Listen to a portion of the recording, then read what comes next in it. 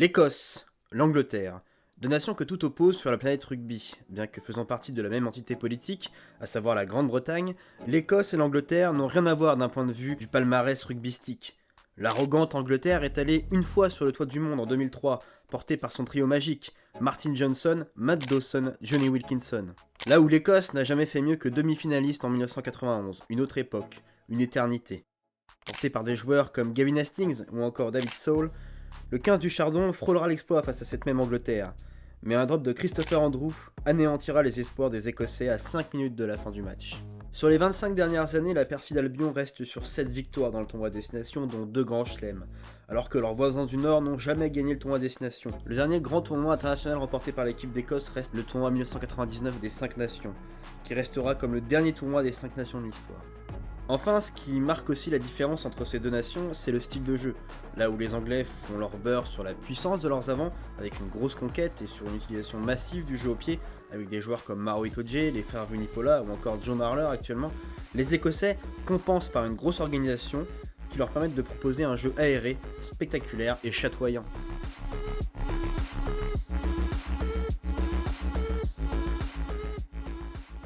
La nouvelle génération dorée écossaise forte de Finn Russell, Stuart Hogg, Blair Kinghorn, Hugh Jones, John van der Merwe ou encore Darcy Graham est pétrie de talent certes, mais n'a jamais su encore gagner un titre. De plus, elle a du mal face aux nations très physiques du rugby mondial. Le manque de réservoir du rugby écossais explique ce problème.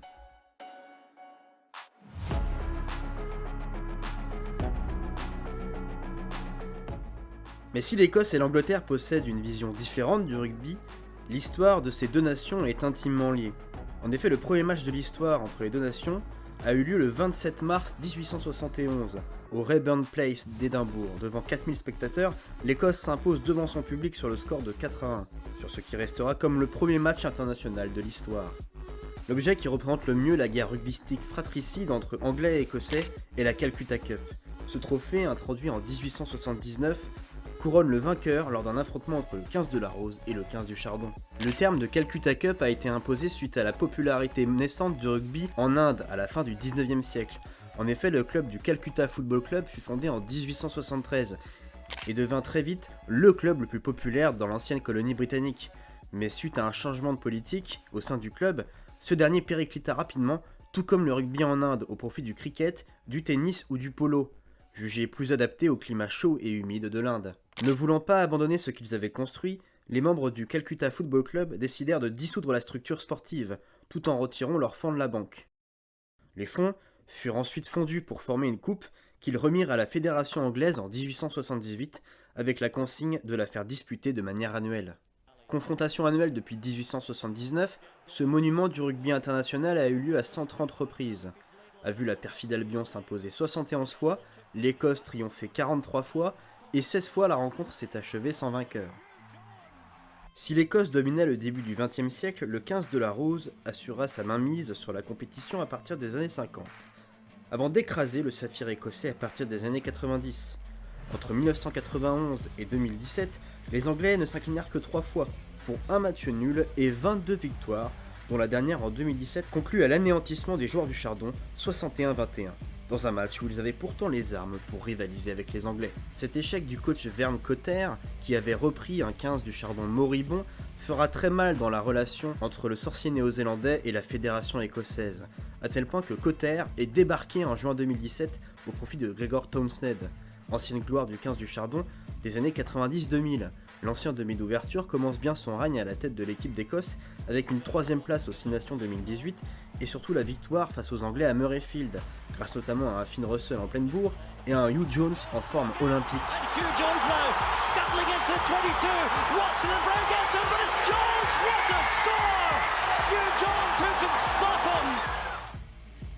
La tournée d'été 2018 fut marquée par 2 victoires confortables en Argentine et au Canada, mais par une défaite surprise au pays de l'oncle Sam. Novembre sera plutôt réussi avec une victoire face aux Fidjiens, puis face aux Pumas, avant une défaite cruelle face aux Springboks. Le tournoi 2019 n'est par contre pas une réussite avec une seule victoire face à l'Italie et 3 défaites face à l'Irlande, la France puis face aux Gallois. Le dernier match joué à Twickenham doit être l'occasion pour le 15 écossais de finir dignement ce tournoi. Problème, les Anglais sont en pleine forme. Encore en lice pour gagner le tournoi, Ils viennent d'écraser l'équipe de France et l'équipe d'Italie. Surtout, l'Écosse n'a plus gagné en Angleterre depuis 1983. Autant dire que la mission des hommes de Townsend s'annonce très ardue. Chez les Anglais, on reste dans le classique avec Moon, Jamie George et Kyle Sinclair en première ligne.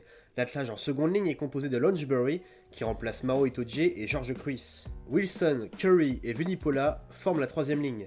À la charnière, on retrouve Youngs et Farrell, et derrière, on fait également dans le classique avec la puissance de Tuilagi et l'adresse de Slade. Sur les ailes, le serial marker Johnny May est associé à Jack Nowell et Elliot Daly joue à l'arrière. En face, le 15 du Chardon est miné par les blessures et les absences. Dell, McInally le capitaine et Nell sont en première ligne. Toulis et Gilchrist forment la poutre de la mêlée. Skinner, l'impact player Amish Watson et Magnus Bradbury sont en troisième ligne. Derrière, surprise, le jeune Ali Price est préféré à la légende Greg Ledlow. Il fera équipe avec le génie inconstant Finn Russell. La paire de centre est composée de Sam Johnson avec le néo-zélandais d'origine Nick Grigg qui pallie la blessure de Hugh Jones. Le triangle est composé de Brian McGuigan qui remplace Tommy Seymour, touché face aux Gaulois, et par la jeune bombe écossaise Darcy Graham. Le jeune ailier écossais de 21 ans sort d'une grosse saison à Édimbourg et son physique de poche pourrait faire des ravages dans la défense anglaise. Enfin, Sean Maitland à l'arrière est préféré à Blair Kinghorn.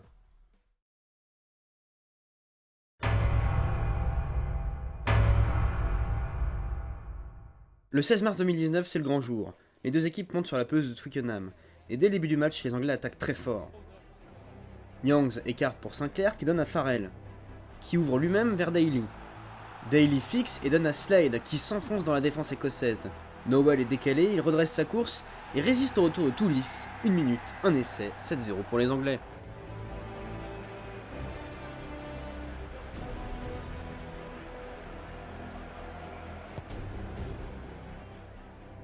À la 8ème minute, les Anglais mettent la pression à 5 mètres de la ligne.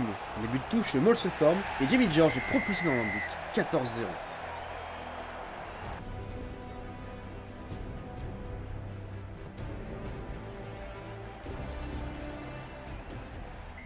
Trois minutes plus tard, Ellis Genge renverse Russell et serre Sinclair, stoppé par Giggs et par Hogg à 5 mètres de la ligne. Mais l'action rebondit et Launchbury inscrit le troisième essai de la Rose. 21-0, puis 24-0. Les Écossais sont dépassés, autant que sur une pénalité vite jouée, Youngs sert Slade, qui traverse la défense écossaise et sert un caviar absolu à Johnny May. 31-0, sixième essai dans le tournoi pour Johnny May, et un énorme coup sur la tête des Écossais. D'autant qu'à la demi-heure de jeu, les Anglais sont toujours à l'attaque, mais Farrell est contré par McInally, le capitaine écossais. Le talonneur écossais met les cannes et efface May puis Farrell et file en terre promise.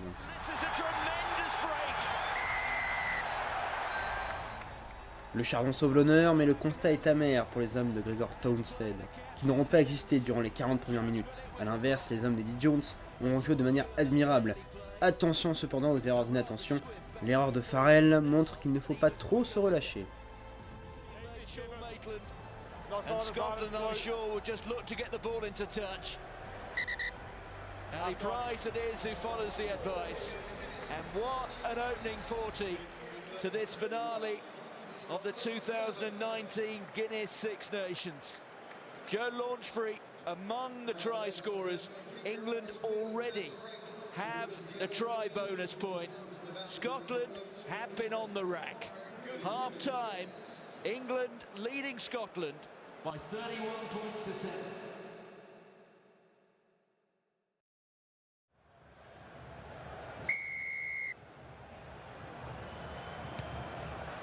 So Finn Russell gets us back underway. Here's Jack Noel of his heroics coming off the bench last week against Wales. D'autant que les Écossais remettent la marche avant dès le début de la seconde mi-temps. Russell sert à l'intérieur Sam Johnson, Price et Sean Maitland sont au relais. On joue même sens, et le lutin Darcy Graham se faufile entre trois défenseurs anglais et marque le second essai écossais. Remplaçant la légende Greg Ledlow, Ali Price est bien inspiré et tape à suivre pour lui-même. Le 9 écossais s'isole, mais Bradbury a bien suivi et va marquer le troisième essai écossais sous les poteaux.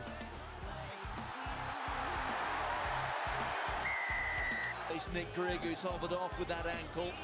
Here's Fraser Brown with the ball. There's a penalty advantage here to Scotland. Chris Harris fixe la défense, Russell allonge sa passe pour Maitland, qui fixe et donne pour Darcy Graham, encore lui, qui inscrit un doublé. Ledlow rate la transformation, 31-24 pour l'Angleterre. Les Anglais ne s'avouent pas vaincus et remettent la marche avant.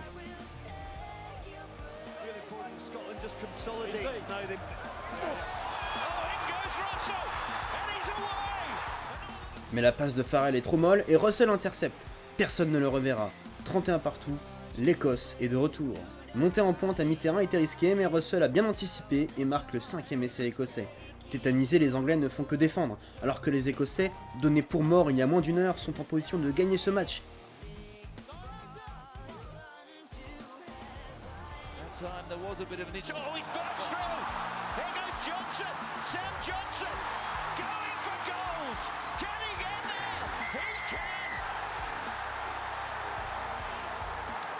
It's a fairy tale finish.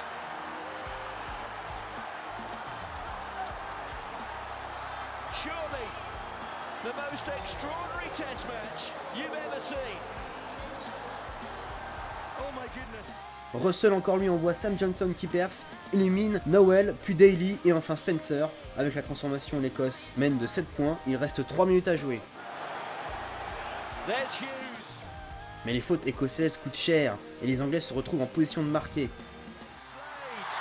On there to Noel.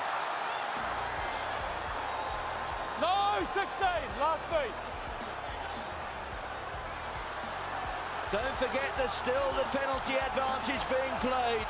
It will be right in front of the posts. No. Let's come. Les Écossais se mettent à la faute et après 11 temps de jeu, Ford s'enfonce dans le trou et plonge entre les poteaux. Ce dernier transforme son propre essai, 38 partout, score final d'un match incroyable. Match incroyable à 11 essais qui sera déclaré match de l'année 2019. Et on comprend pourquoi avec un tel scénario. Cependant, au vu des dernières rencontres, la situation a bien changé. L'Angleterre ne domine plus la Calcutta Cup, en témoigne la série de 3 victoires consécutives de l'Écosse depuis 2021. Est-ce que le pays de Mary Stuart d'Écosse pourra garder cette invincibilité ? À suivre. Scotland, footwork from